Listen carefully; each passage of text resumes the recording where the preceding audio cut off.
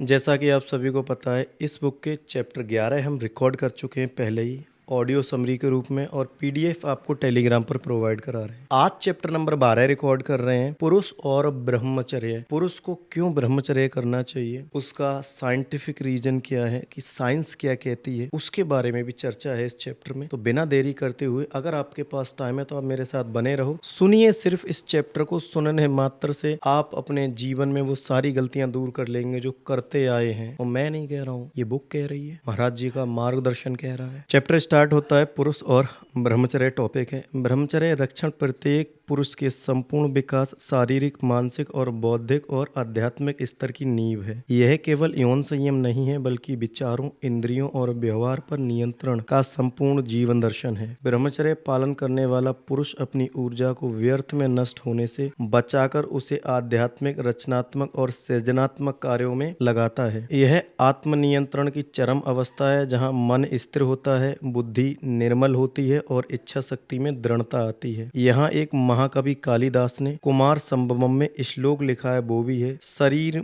माघम खलु धर्म साधनम। इसका तात्पर्य है कि जब तक शरीर स्वस्थ, सबल और समर्थ नहीं होगा, तब तक कोई भी व्यक्ति ना तो धर्म का पालन कर सकता है और ना ही जीवन के उच्चतम लक्ष्य जैसे आत्म उन्नति, सेवा या मोक्ष की ओर बढ़ सकता है। इसलिए शरीर को स्वस्थ रखना केवल भौतिक नहीं बल्कि आध्यात्मिक दायित्व भी है। ब्रह्मचर्य से पुरुष के शरीर में तेज और मानसिक दृढ़ता विकसित होती है। वह विकारों से ऊपर उठकर अपनी ऊर्जा को लक्ष्य की प्राप्ति के लिए केंद्रित कर सकता है। यही कारण है कि हमारे इतिहास में जितने भी महान पुरुष हुए हैं, जैसे स्वामी विवेकानंद, आदि गुरु शंकराचार्य और महर्षि पतंजलि आदि, उन सभी ने ब्रह्मचर्य को एक महान साधना के रूप में अपनाया है। उन्होंने माना कि वीर्य ही जीवन शक्ति का स्रोत है और उसका संरक्षण आत्म शक्ति का रूपांतरण है। चरक संहिता के भी एक श्लोक आता है यहाँ, धर्मार्थ काम मोक्षणाम आरोग्यम मूल मुत्तमम, अर्थात धर्म, अर्थ, काम और मोक्ष इन चार पुरुषार्थों की जड़ है। उत्तम आरोग्य अर्थात अच्छा स्वास्थ्य। जब शरीर स्वस्थ होता है तभी सभी कार्य सफल होते हैं और जीवन सार्थक बनता है। आज के भौतिक युग में जहाँ आकर्षण और विचलन के असंख्य साधन मौजूद हैं, जो उसे स्थिरता, चरित्र और आत्मसम्मान प्रदान करता है, यह जीवन की दिशा को स्पष्ट करता है और व्यक्ति को आत्म केंद्रित नहीं बल्कि सेवा भाव से प्रेरित बनाता है। ब्रह्मचर्य का पालन करने वाला पुरुष केवल बाहरी रूप से संयमी नहीं होता, बल्कि उसकी आंतरिक शक्ति उसे समाज का मार्गदर्शक, एकाग्र साधक और आत्मनिर्भर व्यक्ति बनाती है। ब्रह्मचर्य कोई दमन नहीं बल्कि ऊर्जा का शुद्धिकरण और दिशा निर्देशन है। जब पुरुष अपने जीवन में इसे अपनाता है तो वह केवल अपने लिए ही नहीं बल्कि समाज और राष्ट्र के लिए एक आदर्श बन जाता है। वह जानता है कि सच्चा पुरुष वही है जो स्वयं पर विजय प्राप्त कर ले, और यही ब्रह्मचर्य का सार है, आत्म विजय की साधना। इस बुक में एक टॉपिक आया है, ब्रह्मचर्य का वैज्ञानिक दृष्टिकोण। इसको भी आप समझना एक बार। यदि हम ब्रह्मचर्य को वैज्ञानिक दृष्टिकोण से देखें तो इसका अभिप्राय है जीवन ऊर्जा की रक्षा करना, जिसे वीर्य या जीवन बीज कहा जाता है। इस सिद्धांत को सही ढंग से समझने के लिए हमें शरीर विज्ञान और जैव विज्ञान की दृष्टि से मानव शरीर की कार्यप्रणाली को जानना आवश्यक है। मानव शरीर में अनेक ग्रंथियां होती हैं जो न केवल हमारे स्वास्थ्य को प्रभावित करती हैं बल्कि हमारे स्वभाव और संपूर्ण व्यक्तित्व के निर्माण में भी अहम भूमिका निभाती हैं। उदाहरण के लिए हमारे मुख में स्थित लार ग्रंथियां यदि लार का रिसाव ना करें तो मुख सूख जाएगा और भोजन पाचन बाधित हो जाएगा। यही सिद्धांत शरीर की अन्य ग्रंथियों पर भी लागू होता है। मानव शरीर में दो प्रकार की ग्रंथियां पाई जाती हैं। पहली वे जिनके रिसाव किसी विशेष नलिका के माध्यम से शरीर के भीतर या बाहर भेजे जाते हैं, जैसे पाचन ग्रंथियां। दूसरी वे ग्रंथियां होती हैं जिनमें कोई नलिका नहीं होती, उनके रिसाव सीधे रक्त या शरीर के अंदर अवशोषित हो जाते हैं। इन्हें अंतःस्रावी ग्रंथियां कहा जाता है। इन ग्रंथियों के रिसाव शरीर के जैविक गतिविधियों, विकास और यौन ऊर्जा और मानसिक स्थिरता पर गहरा प्रभाव डालते हैं। उदाहरण स्वरूप मस्तिष्क की पीनियल ग्रंथि, गले गले की थायराइड ग्रंथि और लीवर की समीप स्थित एड्रीनल ग्रंथियां, ये सभी प्रणालिका रहित ग्रंथियां हैं। जहां तक ब्रह्मचर्य का प्रश्न है, उससे संबंधित जो जीवन सत्व या वीर्य का निर्माण होता है वह मुख्यतः उन ग्रंथियों द्वारा किया जाता है जो प्रणालिका युक्त होती हैं। इसका कारण यह है कि उनके रिसाव को शरीर से बाहर निकालने के लिए विशेष मार्ग मौजूद होते हैं। यही वजह है कि ब्रह्मचर्य का पालन करते समय इन ग्रंथियों की सक्रियता और नियंत्रण अत्यंत महत्वपूर्ण हो जाता है। कुछ ग्रंथियां ऐसी होती हैं जिनका रिसाव सीधे शरीर के बाहर निकलता है, जैसे पसीने की ग्रंथियां, आंसू उत्पन्न करने वाली ग्रंथियां और मूत्र से संबंधित ग्रंथियां। ये सभी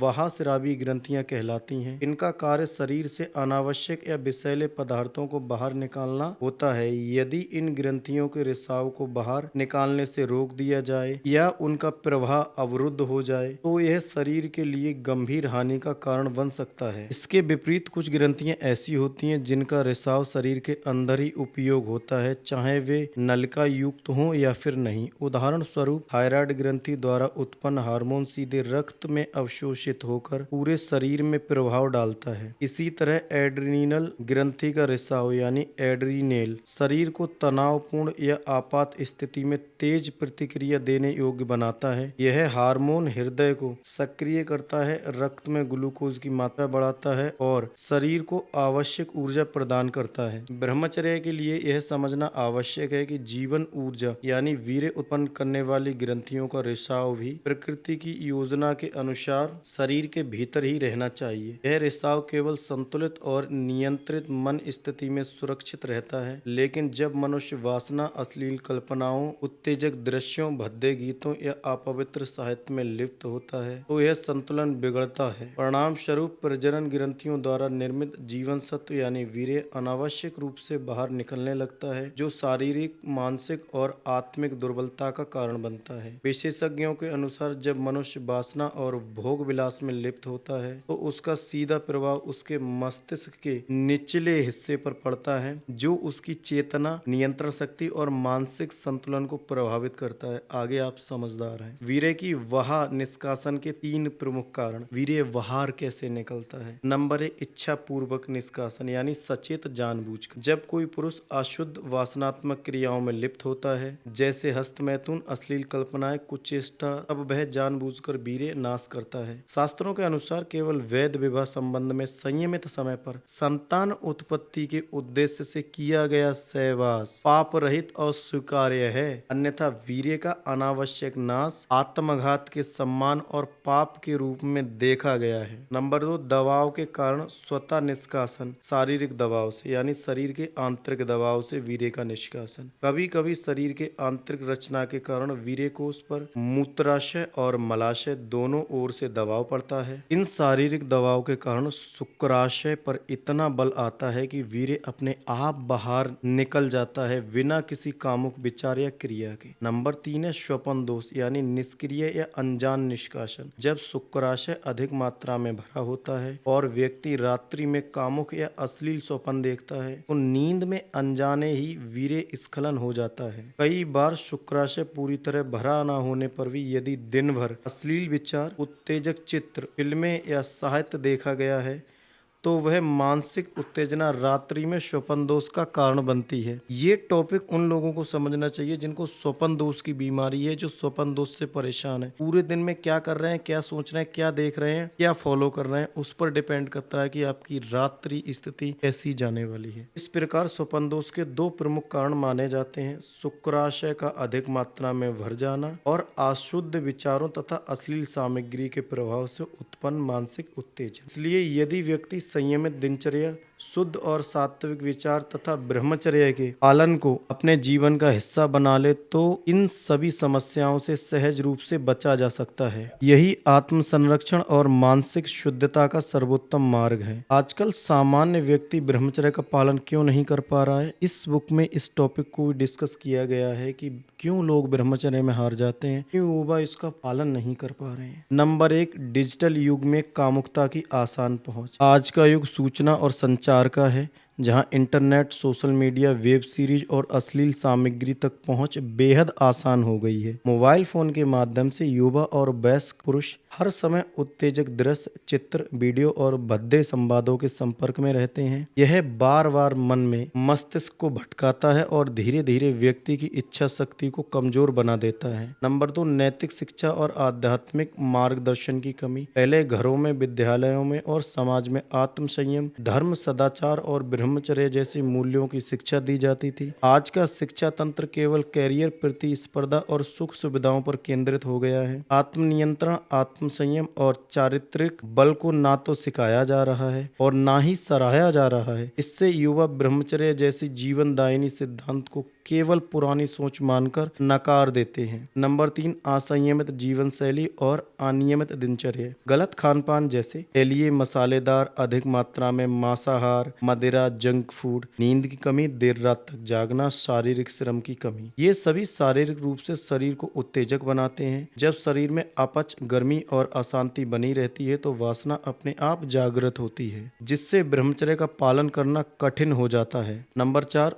मानसिक तनाव और भावनात्मक स्थिरता। आज का पुरुष भागदौड़, आर्थिक दबाव, अकेलापन, असफल प्रेम संबंध और सामाजिक तुलना की दौड़ से मानसिक रूप से थका है। भावनात्मक रूप के अभाव में वह क्षणिक सुख, उत्तेजना और पलायन के साधनों की ओर आकर्षित होता है, जिसमें वासना एक प्रमुख आकर्षण बन जाती है। सही आदर्शों और प्रेरणा की अनुपस्थिति। जब समाज में ऐसे चरित्रवान, संयमी और ब्रह्मचारी पुरुषों की जीवन गाथाएं सामने नहीं आती या उनका सम्मान नहीं होता तो युवा प्रेरणा ही नहीं पाते हैं। आज के समय में युवा अपना रोल मॉडल भी ऐसे व्यक्तियों को बनाते हैं जो भोग विलासिता से जुड़े होते हैं और जो उनको ब्रह्मचर्य की विपरीत दिशा में प्रेरित करते हैं। नंबर 6, शरीर में हार्मोनल परिवर्तन और यौवन का प्रभाव। किशोरावस्था से युवावस्था के दौरान पुरुष के शरीर में हार्मोन यानी विशेष रूप से टेस्टोस्टेरोन अत्यधिक सक्रिय हो जाते हैं। यदि इस ऊर्जा को संयम, खेल, योग, ध्यान, रचनात्मक कार्यों में न लगाया जाए तो यह कामुकता में बदल जाती है। अधिकांश युवा इस ऊर्जा को दिशा देने की बजाय उसे व्यर्थ गंवा देते हैं। आत्मबल और इच्छा शक्ति की कमी। ब्रह्मचर्य केवल बाहरी व्यवहार नहीं बल्कि आंतरिक शक्ति का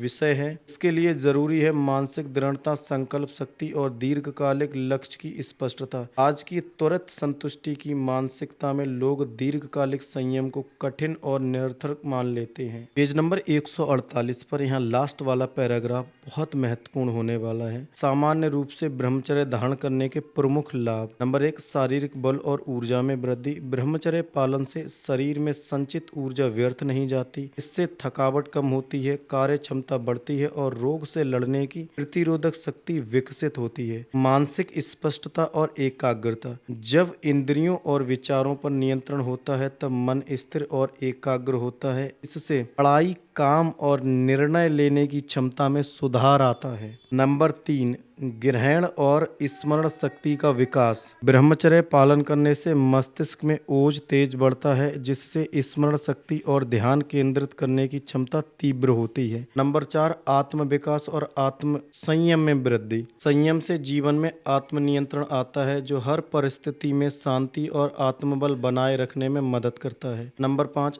चरित्र और व्यक्ति में निखार। ब्रह्मचर्य का पालन करने वाला पुरुष स्वभाव से शांत, स्थिर, अनुशासित और प्रभावशाली होता है। उसके भीतर एक प्राकृतिक तेज और गंभीरता झलकती है। नंबर 6, काम वासना पर नियंत्रण। नियमित ब्रह्मचर्य से वासनात्मक विचारों पर अंकुश लगता है, जिससे मन और शरीर पवित्र और संतुलित बने रहते हैं। नंबर 7, रचनात्मक और आध्यात्मिक विकास। जब यौन ऊर्जा भीतर ही संचित होती है तो वह उच्चतर रूपों में जैसे साहित्य, कला, ध्यान, साधना और सेवा में परिवर्तित हो जाती है। नंबर 8, जीवन के उद्देश्य को पहचानने में सहायता। ब्रह्मचर्य व्यक्ति को आत्म मूल्यांकन और आत्म विकास की दिशा में ले जाता है, जिससे वह अपने जीवन के वास्तविक उद्देश्य को पहचान पाता है। नंबर 9, आकर्षण और प्रभावशीलता में वृद्धि। संयमी पुरुष का चेहरा तेजस्वी, आंखें स्थिर और व्यक्तित्व प्रेरणादायक बनता है। वह दूसरों को बिना बोले भी प्रभावित करता है। Thank you. अगर आपने चैप्टर नंबर 12 को लास्ट तक सुना है तो सच में आप अपने अंदर बहुत कुछ बदलना चाहते हैं। मेरे विचार नहीं है, इस बुक के विचार हैं जो कि प्रेमानंद महाराज जी द्वारा लिखित है।